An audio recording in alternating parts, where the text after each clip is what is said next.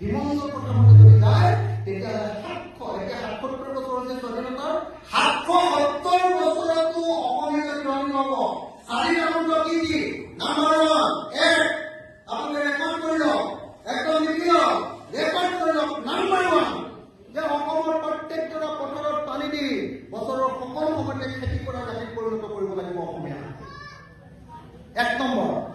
2 number, পথাৰত যিটো বস্তু উৎপাদন হ'ব, আপোনাৰ ঘৰত যিটো বস্তু উৎপাদন হ'ব তাৰ আচল দাম অৰ্থাৎ মিনিমাম ছাপৰ্ট প্ৰাইচ, উৎপাদন খৰচতকৈ 3 গুণ দাম আপুনি পাব লাগিব। সেইটো চৰকাৰে ব্যৱস্থা কৰিব লাগিব। 2 তিনি যিটো কাম কৰিব লাগিব, 3 কামটো হ'ল কি জানেনে? 3 নম্বৰ কামটো কৰিব লাগিব যে অসমৰ গাঁৱে গাঁৱে, অসমৰ সেইখন গাঁৱত হোৱা বস্তুটোক লৈ একো একোটা সৰু সৰু ইণ্ডাষ্ট্ৰী খুলিব লাগিব। ইণ্ডাষ্ট্ৰী বুলি আমাৰ বাইদেউসকলক, আমাৰ পেহীসকলক, আমাৰ নবৌসকলক, আমাৰ খুৰীদেউসকলক, আমাৰ মাসকলক চবকে তাত কাম দিব লাগিব। আমাৰ ভাইটিক, আমাৰ ককাইদেউ, আমাৰ দদাইদেউ, আমাৰ দেউতাক চবকে তাত কাম দিব লাগিব। আৰু প্ৰত্যেকটো ল'ৰাকে, প্ৰত্যেকজনী ছোৱালীকে বেংগলোৰ, চেন্নাই আৰু কেৰেলাৰ পৰা আমি ঘূৰাই আনি নিজৰ গাঁৱতে সৰু সৰু ইণ্ডাষ্ট্ৰীত কাম দিব লাগিব। ক্ষুদ্ৰ উদ্যোগৰ একদম শৃংখল ক্ষুদ্ৰ উদ্যোগে গোটেই গাঁৱৰ মানুহবিলাকৰ কৰ্মসংস্থাপন কৰিব লাগে। এইটো 3 নম্বৰ মন্ত্ৰ। আৰু 4 নম্বৰ মন্ত্ৰটো হ'ল যে অসমৰ বজাৰ আমি অসমৰ স্থানীয় মানুহ আৰু অসমৰ খিলঞ্জীয়া মানুহৰ হাতলৈ কাঢ়ি আনিব লাগে।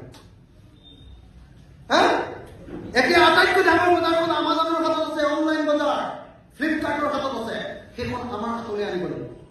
দ্বিতীয় ডাঙৰ বজাৰখন আছে আপোনাৰ ৰিলায়েন্স কেন্দ্ৰকে ধৰি মলবিলাকৰ হাতত, বিশালৰ হাতত, পেণ্টালুনৰ হাতত, সেইখন বজাৰ আমাৰ হাতলৈ আনিব লাগিব। তৃতীয় বজাৰখন আছে মাৰোৱাৰীবিলাকৰ হাতত, হলচেল বজাৰখন, সেই বজাৰখনো আমাৰ থলুৱা খিলঞ্জীয়া মানুহৰ হাতলৈ আনিব লাগিব। আৰু 4 নম্বৰ বজাৰখন আছে বেংগলী মানুহবিলাকৰ হাতত। যিবিলাক স্থানীয় বেংগলী মানুহ তেওঁলোকৰ হাতত থাকিব, বাকী যিবিলাক বাহিৰৰ পৰা আহি অকল বেপাৰ কৰিবলৈ আহিছে তেওঁলোকৰ বজাৰবিলাকো আমি লাহে লাহে আমাৰ গুণৰ জৰিয়তে আমাৰ হাতলৈ আনিব লাগে। এই 4টা মন্ত্ৰ যদি আপোনালোকে লিখে, অসমীয়া জাতি এদিন ধনী হ'ব। মই মৰি গ'লেও আপোনালোকে এই মন্ত্ৰকেইটা কেতিয়াও পাহৰি নাযাব। এই মন্ত্ৰকেইটা কৰাৰ বাহিৰে বেলেগ কোনো কাম টাটা কোম্পানী আনি, ৰিলায়েন্স কোম্পানী আনি, আদানী আনি কেতিয়াও হিমন্ত বিশ্ব শৰ্মা বা সৰ্বানন্দ সোণোৱাল বা গৌৰৱ গগৈ বা ভূপেন বৰা বা অন্য কোনোবা তৰুণ গগৈ আমাক অসমীয়া জাতিক ধনী কৰিব নোৱাৰে।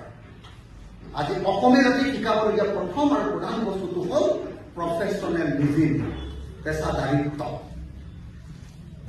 এখন চৰকাৰৰ কাম হ'ব লাগে সেইটো। পেছাদাৰিত্ব মানে বুজি পাইছা নাই? প্ৰফেচনেলিজিম এনে কি কৰোঁ আমি? আমাৰ ঘৰৰ ওচৰতে ইমান পৰিমাণ ধনিয়া কৰোঁ, ইমান পৰিমাণ লাই শাক কৰোঁ, এজোপা দুজোপা আমাৰ কি কয় অমিতা গছ, এজোপা লাও, যেনে তেনে কোমোৰা এজোপা মানে গুৱাহাটীতে কৰিলে সেইজোপাই খেতি মানে সেইটোৱে আপোনাৰ বৰ খেতি মানে যে বজাৰলৈ নিবৰ কাৰণে খেতি।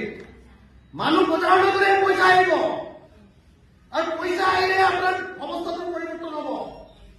এই যিটো পেছাদাৰিত্ব প্ৰত্যেকখন সময় আপুনি প্ৰফেচনেলি ব্যৱহাৰ কৰিব লাগিব। এই পৰ্যায়ত অসমীয়া শিকিব লাগিব। আৰু 5 নম্বৰ মন্ত্ৰটো কি জানেনে? 5 নম্বৰ মন্ত্ৰটো হ'ল অসমক এখন টুৰিষ্ট ষ্টেট কৰিব লাগে। যিখিনি মানুহৰ পৰ্যটন যেনেকৈ আমি কাজিৰঙা চাবলৈ যাওঁ নাই, গোৱাৰ মানুহে গোৱাৰ সাগৰৰ পানী টুকুৰা বিক্ৰী কৰি মানে কি তাত গা ধুবলৈ দি